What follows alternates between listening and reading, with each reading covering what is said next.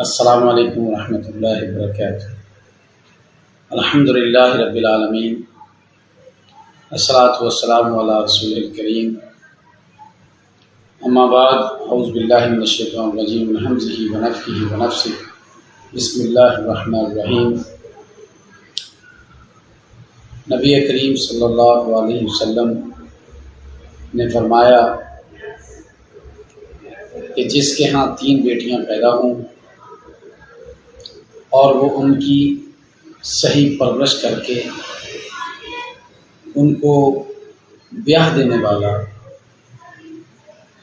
اللہ کے نبی صلی اللہ علیہ وسلم کے ساتھ، یعنی میرے ساتھ، اللہ کے رسول فرماتے ہیں میرے ساتھ وہ جنت میں اس طرح ہوگا جیسے یہ 2 انگلیاں برابر۔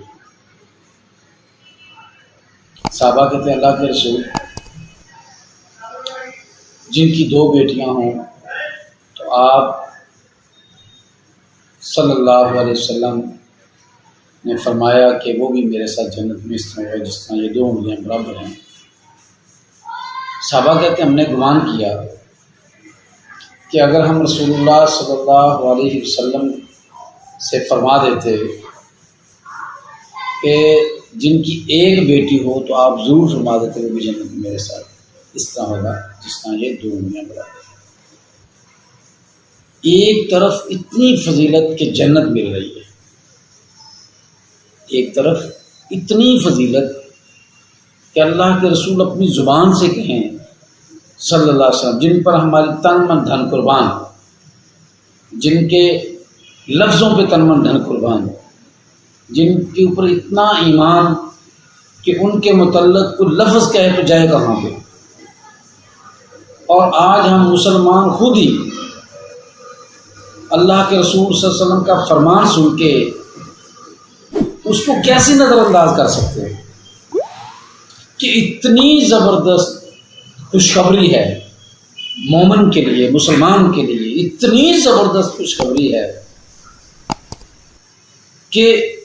بچیوں کی پرورش کرنی ہے، ان کی تربیت کرنی ہے اور ان کو صحیح جگہ پہ بیاہ دینا ہے، تو جنت تو مل گئی،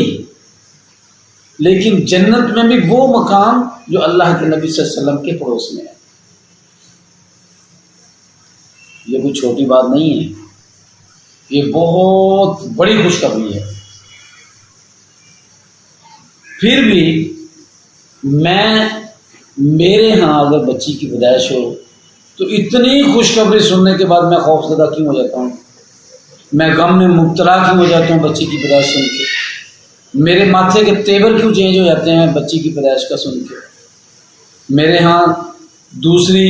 اور جب تیسری بیٹی پیدا ہوتی ہے تو مجھے اتنے تانے کیوں ملتے ہیں کہ بس بیٹی پیدا کرنی ہے، بیٹی پیدا کرنی ہے۔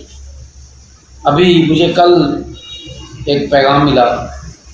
ہمارے کو عزیز ہیں وہاں، اس خاتون کو اللہ تعالیٰ نے تیسری بیٹی دے دی ہے تو وہ رو رہی ہے، اللہ رو رہی ہے کہ مجھے بیٹا کیوں نہیں ہوا۔ اللہ کے بندو، اتنی بڑی خوشخبری سننے کے بعد کہ جنت میں اللہ کے رسول کے ساتھ پڑوس نصیب ہوگا، ان 2 انگلیاں برابر ہیں تو ساتھ اللہ کے رسول کے ساتھ ہم کھڑے ہیں، اتنی بڑی خوشخبری سن کے بھی رو رہے ہیں کہ 3 بیٹیاں کی پیدا ہو رہی ہیں۔ آج بچیوں کی پیدائش پہ لوگ غمزدہ اس لیے ہوتے ہیں کہ ان کو سسرال والوں سے تانے ملتے ہیں، بچیوں کے ساتھ لوگ اچھا رویہ نہیں رکھتے، جب ان کی شادی ہوتی ہے تو سسرال والے ان سے اچھا رویہ نہیں رکھتے،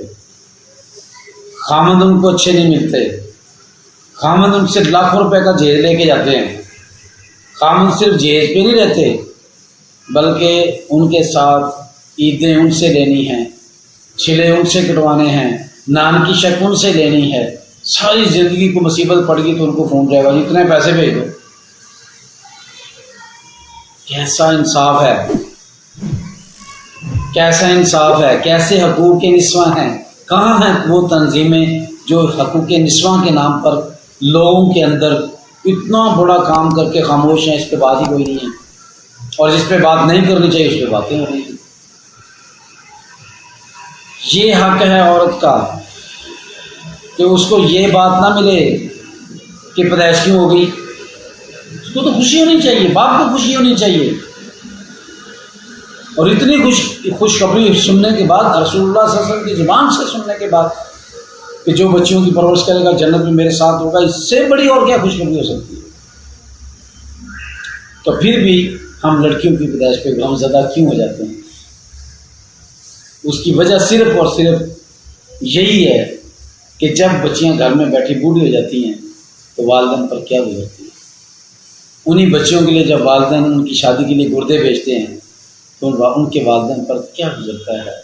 وہی بچیاں جب دریا کے اندر چھلانگ لگا رہی ہوتی ہیں اس وجہ سے کہ ہماری شادیاں لیٹ ہو گئی، ہماری شادیاں نہیں ہو رہی، اس کی رکاوٹ یہ رسم و رواج ہیں، اس وقت والدین کے اوپر کیا گزرتی ہوگی. اس وقت جب بچی کے بالوں کی سفیدی نظر آتی ہے تو وہی والدین آسمان کی طرف منہ کر کے یہی کہتے ہیں کہ اللہ آسمان شک کیوں نہیں ہو گیا، زمین پھٹ کیوں نہ گئی کہ ہم وہاں اپنے آپ کو چھپا سکیں کہ ہماری بچی بغیر شادی کے زندگی گزار کے ان کے بال سفید ہو. کون اٹھے گا ایسے لوگوں کو سمجھانے کے لیے کہ لڑکی والی کی ذمہ داری ہے ہی نہیں رسم و رواج کی، ان کی پیدائش پہ تو خوشی ہونی چاہیے. کون سمجھائے گا؟ جب آپ لڑکی والوں کو اتنا پریشان کریں گے تو کون لڑکیاں پیدا کر کے خوش ہوگا؟ ہر بندہ یہی ماتھے کے تیور چینج کرے گا. بھائی اللہ کے نام پر اس مسئلے کو سمجھیے، اس کو اگنور مت کیجیے، اس کو معمولی مت سمجھیے. یہ آپ کی ریڑھ کی ہڈی ہے، بزنس کی ریڑھ کی ہڈی ہے. جب تک آپ کی اگر معیشت کو مضبوط چاہتے ہو تو آپ کو ان بچیوں کی دعائیں لینی پڑے گی، آپ کی ان بچیوں کا سہارا بننا پڑے گا. یہی وہ عورت ہے جو مجاہد پیدا کرتی ہے، یہی وہ عورت ہے جو غازی پیدا کرتی ہے، یہی وہ عورت ہے جو سائنسدان پیدا کرتی ہے، یہی وہ عورت ہے جو استاد پیدا کرتی ہے، یہی وہ عورت ہے جو ٹیچر پیدا کرتی ہے، یہی وہ عورت ہے جو وزیر اعظم پیدا کرتی ہے، صدر پیدا کرتی ہے. یہی وہ عورت ہے. اگر ہم اس کی عزت کریں گے تو آنے والی نسلیں ہماری عزت کریں گی. انشاءاللہ ہماری قوم کے اندر تبدیلی آئے گی. سبحانک اللہم و بحمدک اشہد ان لا الہ الا انت